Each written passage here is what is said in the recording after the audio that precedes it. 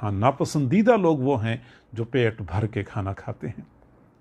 आप सल्लल्लाहु अलैहि वसल्लम ने फरमाया, एक मोमिन के लिए चंद लुकमे ही काफ़ी हैं जो बंदे की कमर को सीधा कर ले और बंदा अल्लाह ताला की इबादत में मशगूल हो जाए। आखिर क्या वजह थी कि अल्लाह ताला ने अपने महबूब सल्लल्लाहु अलैहि वसल्लम को ज़मीन व आसमान के ख़जानों का मालिक बनाया, लेकिन इसके बावजूद आपकी माशी तंगी का हाल ये था कि 3-3 दिन इस हाल में गुजर जाते थे कि आपके पेट मुबारक में रोटी का एक लुकमा भी नहीं जाया करता था। पूरा पूरा महीना आपके घर में इस तरह गुजरता था कि चूल्हा नहीं जलता था। ये भूख और प्यास की फजीलत की दलील है। आप सल्लल्लाहु अलैहि वसल्लम ने अपने लिए इसी तर्ज ज़िंदगी को पसंद फरमाया था।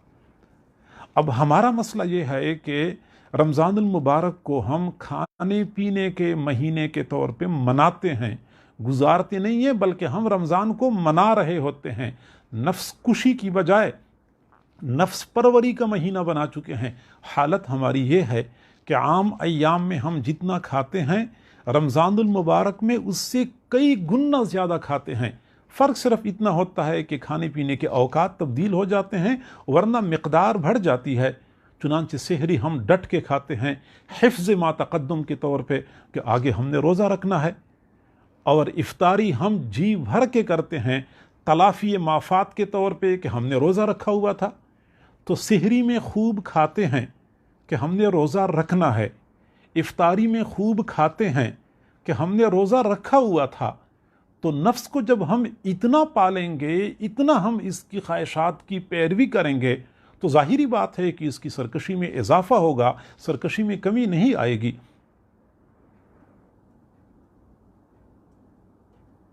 खाने पीने में कमी करना ये असल रमज़ानुल मुबारक का फ़लसफ़ा है। हमारा हाल ये है कि हम सेहरी में इतना खा लेते हैं कि ज़ोहर तक तो हमें खट्टी डिखारें आती हैं। ज़ोहर के बाद थोड़ी सी तबीयत बहाल होती है कि फिर आगे इफ्तारी की तैयारी शुरू हो जाती है। यूँ समझ लें कि हमारा पूरा रमज़ान खाने पीने के इर्द गिर्द घूम रहा होता है। पेट की खिदमत में हम दिन रात एक करके मगन होते हैं। सेहरी के लिए मंसूबे बनाए जाते हैं कि सेहरी में हम क्या बनाएंगे और क्या मामूल रखेंगे, और फिर इफ्तारी के लिए बाकायदा रोज़ाना के मंसूबे बनाए जाते हैं कि आज हमने इफ्तारी में क्या खाना है, क्या इंतज़ाम करना है। 8-10 किस्म के खाने जब तक इफ्तारी की दस्तरखान पे ना हो उस वक़्त तक हमें चैन नहीं आता। हम यूँ समझते हैं जैसे कि हमने इफ्तारी की नहीं है। एक साथी ने कहा, जब तक पकौड़े समोसे न खाएं तो हमें मगरिब की नमाज में जी नहीं लगता। तो इसका माना ये हो गया ना कि हमने रमज़ान को नफ्स परवरी के तौर पे मनाना शुरू कर दिया, एंजॉय करना शुरू कर दिया। जबकि अल्लाह वालों का तरीका ये था कि सेहरी में इतना खाते थे कि बस दिन के वक़्त इबादत के लिए हिम्मत मिल जाती थी, और इफ्तारी में इतना खाते थे कि पूरी रात जाग के इबादत करने की तौफीक और हिम्मत मिल जाती थी।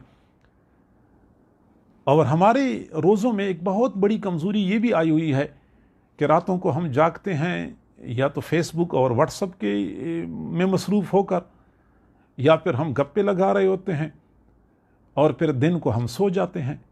ज़ाहिरी बात है कि हम जब दिन में 5-6 घंटे 7-8 घंटे सोएंगे तो हमें तो भूख और प्यास का एहसास नहीं होगा, और जब तक भूख और प्यास का हमें एहसास नहीं होगा रोज़े का असल मकसद ही हासिल नहीं होगा। चुनांचे प्यास से बचने के लिए हम कमरों के टेम्परेचर इतने ठंडे रखते हैं, कम रखते हैं, हमें प्यास महसूस न हो। भूख से बचाव के लिए हम खाते ज़्यादा हैं। तो जब हम नफ्स को इसी तरह पालेंगे तो नफ्स की सरकशी में इजाफा होगा, कमी नहीं होगी। इसलिए हमें चाहिए कि रमज़ानुल मुबारक के असल मकासद को हासिल करने के लिए हम भूख और प्यास से अपने नफ्स को दो चार कर लें। बिल्कुल बक़द्र ज़रूरत खाना खाना चाहिए, और कोशिश ये करें कि सेहरी और इफ्तारी में बस ऐसा खाना खाएं, ऐसी ग़िज़ा खाएं जो मिक़दार में थोड़ी हो और जिस्म की तक़वियत का बाइस हो। जिस्म की तक़वियत का बाइस हो, चंद खजूरें बंदा खा ले, बादाम खा ले, देसी अंडा एक आध खा ले। इसका फ़ायदा ये होता है कि जिस्म को तक़वियत मिल जाती है, तबीयत के ऊपर खाने पीने का बोझ नहीं होता। और जब तबीयत पर खाने पीने का बोझ नहीं होगा تو ذکر کے اثرات اور انوارات زیادہ محسوس ہوں گے۔ عام طور پہ یہ بھی ایک مسئلہ ہوتا ہے کہ جب ہم زیادہ کھاتے ہیں تو کھانے پینے کی کثافتیں ہماری طبیعت کے اوپر غالب آ جاتی ہیں، مراقبہ بھی کر رہے ہوتے ہیں، دھیان نہیں بنتا۔ سالکین اگر چاہتے ہیں کہ ہماری روحانی ترقی ہو تو اس کے لیے ضروری یہ ہے کہ کم از کم عصر سے لے کے مغرب تک کا وقت ہم مراقبے میں گزارا کریں، چونکہ اس وقت کھانے پینے کی کثافتیں ختم ہو چکی ہوتی ہیں، طبیعت میں لطافت آ چکی ہوتی ہے اور انسانی نفس ذکر کو زیادہ محسوس کرتا ہے۔ تو ایک تو بھوک اور پیاس سے اپنے نفس کو دوچار کرنا رمضان المبارک کا اصل مقصد ہے، اور یہ نفس کی اصلاح کے نصاب کا رکن رکین ہے۔ دوسری چیز رات کی عبادت ہے۔ راتوں کو جاگنا اور عبادت کرنا یہ بھی نفس کو پامال کرنے میں زیادہ مؤثر ہے۔ یا ایھا المزمل قم اللیل الا قلیلا نصفہ او انقص منہ قلیلا او زد علیہ ورتل القرآن ترتیلا انا سنلقی علیک قولا ثقیلا ان ناشئۃ اللیل ہی اشد وطئا واقوم قیلا۔ یہ راتوں کا جاگنا اور راتوں کی عبادت اور یہ شب خیزی اور شب بیداری یہ نفس کے اوپر بہت شاق ہے، اس سے بھی نفس کا سر جھک جاتا ہے، نفس تابع فرمان بن جاتا ہے۔ اور یہی وجہ ہے کہ حضور صلی اللہ علیہ وسلم عام ایام میں جو عبادت کرتے تھے راتوں کے وقت پاؤں مبارک متورم ہو جاتے تھے۔ اور حضرت عائشہ صدیقہ رضی اللہ تعالیٰ عنہ فرماتی ہیں کہ رمضان شریف میں آپ کی عبادات میں اور اضافہ ہوتا تھا، اور پھر خاص طور پہ آخری عشرے میں تو آپ علیہ الصلاۃ والسلام کے بارے میں حضرت عائشہ صدیقہ رضی اللہ عنہا نے فرمایا کہ آپ کمر کس لیتے تھے، عبادت کے لیے کمر کس لیتے تھے، خود بھی جاگتے تھے اور اپنے گھر والوں کو بھی جگایا کرتے تھے۔ تو راتوں کی عبادت ہیں، یہ بھی نفس کی اصلاح اور نفس کے تزکیے میں زبردست تأثیر رکھتی ہیں۔ رمضان المبارک میں نفس کی اصلاح کے نصاب کا دوسرا رکن وہ راتوں کی عبادت ہے۔ اب افسوس سے کہنا پڑتا ہے، ایک وقت تھا کہ ہمارے مشائخ راتوں کو عبادت کرتے تھے، لمبی لمبی تراویح پڑھا کرتے تھے، ادھر سے تراویح سے فارغ ہوتے تھے اور ادھر پھر سحری کا ٹائم ہو چکا ہوتا تھا، پھر تہجد کی نماز، پھر اس کے بعد سحری کھایا کرتے تھے۔ یہ معمول ہوا کرتا تھا۔ سوشل میڈیا نے، واٹس اپ اور فیس بک نے ہمیں رات کی عبادات کی لذت سے محروم کر دیا ہے۔ راتوں کو اگر ہم جاگتے بھی ہیں تو سوشل میڈیا پہ ہم لگے ہوتے ہیں، جس کی وجہ سے ہماری نفوس کی اصلاح نہیں ہو پاتی۔ یہ دوسرا رکن ہے۔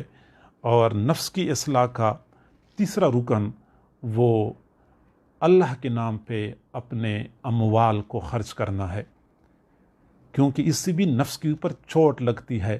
بندہ کماتا ہے، پسینہ بہا بہا کے کچھ بچاتا ہے، بچا بچا کے جوڑتا ہے، سال کے بعد اللہ کی طرف سے حکم آتا ہے کہ میرے نام پہ اتنا فقراء اور مساکین میں تقسیم کر دو۔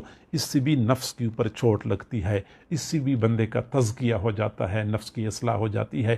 خذ من اموالہم صدقۃ تطہرہم بہا وتزکیہم، ان کے اموال میں سے صدقہ لے لیا کرو اور اسے صدقے کے ذریعے آپ ان کی تطہیر کرو اور ان کا تزکیہ کرو۔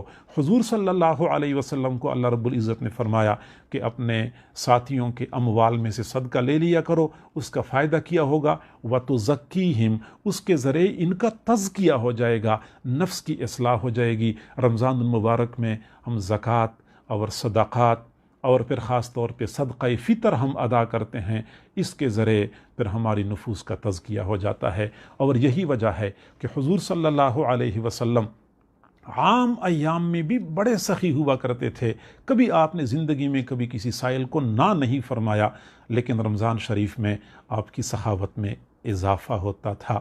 صحیح بخاری شریف کی روایت ہے، وَكَانَ أَجْوَدُ مَا يَكُونُ فِي رمضان، حضور صلی اللہ علیہ وسلم پھر رمضان المبارک میں سب سے زیادہ سخی بن جاتے تھے۔